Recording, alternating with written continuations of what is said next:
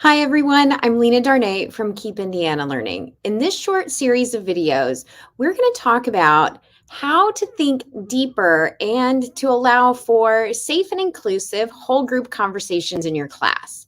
There will be a short series that will be in this playlist broken up into small chunks so that you can get just what you need right when you need it.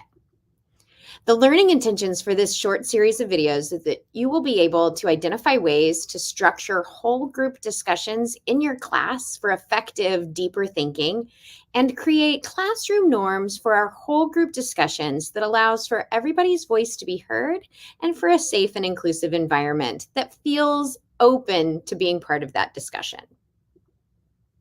So let's start by thinking about your class. During your whole class discussions right now, I bet you could tell me if you were to pose a question in class, the 2 or 3 people in each class, each group, each period, however you break up your day, you're going to know who's going to talk first, who's going to raise their hand most often, who's going to be the one to share their thoughts and ideas, and also those who probably won't. And I know that as teachers, we tend to connect with those kids who are willing to raise their hand and be extroverts. And when things get really quiet and that wait time seems to go on a little bit longer than feels normal, we just fill in the silence with our own thoughts and we guide them to the next question or we prompt them in a way that almost feels like we keep feeding them the discussion. That means that our group discussions don't really dig in deeper. And there are a lot of great ways that we can start triggering them to think deeper and set that environment and expectation. Trust me, though, it does not happen right away or the very first time you try it. So these are going to be strategies and trial and error type runs where you're going to have to see how it feels for you in your class, but they will help as you're moving towards less teacher-centered conversation and closer into that student-led deeper thinking. When we have those less structured discussions, like we may be having right now in our classes or our virtual Zooms, that imbalance in participation can really throw off the way that we perceive a group, right? So if the voices that are being heard the most are carrying a one-sided, biased type perspective, then we're not getting that full view of the class. Or if we say things like, anybody got any questions? And nobody participates, then we just keep going forward. And we might be missing that opportunity to redirect, reteach, or to do a quick check for understanding and see where we might need to recover some of the material. So in this video series, this is series 1, but we're going to have 3 videos in this series to include some deeper thinking and making space for all voices, and then strategies to drive connection so that you can hear that academic vocabulary going on in the conversation and connect to relevance in the classroom where you know that transfer learning will happen. So this video is going to finish up by starting with the conversation about setting expectations.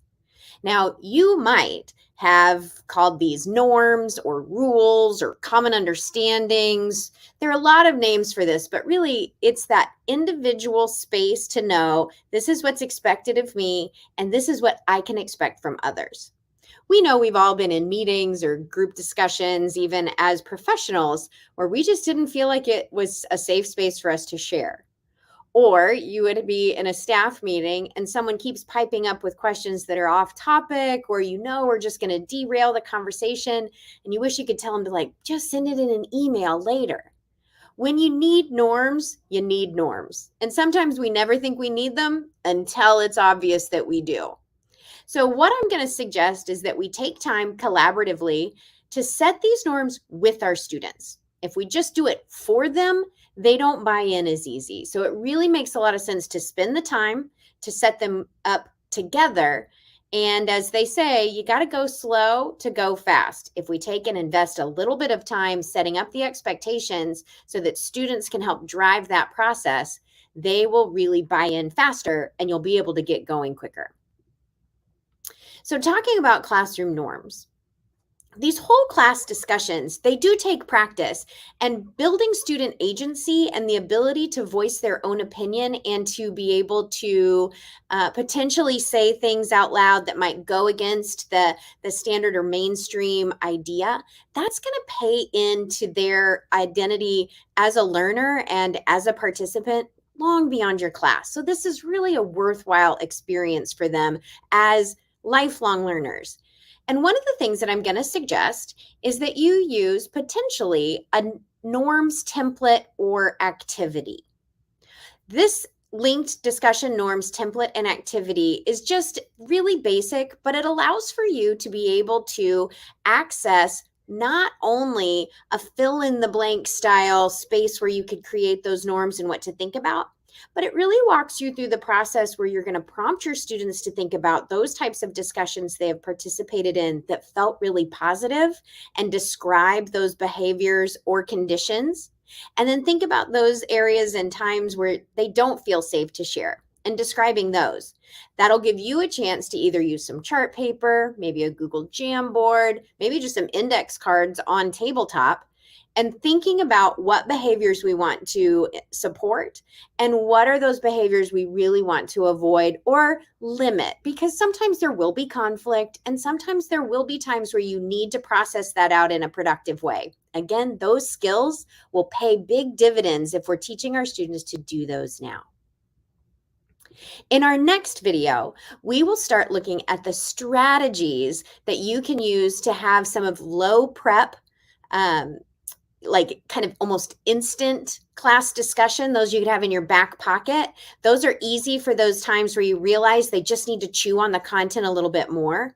Or some really strategies that are really intentional, those higher prep, like you got to spend a little bit of time setting it up and maybe developing a few questions or roles within the group, but they pay off when you start seeing how deep the kids can really go with these and those connections that you'll be able to make to relevancy and transfer learning.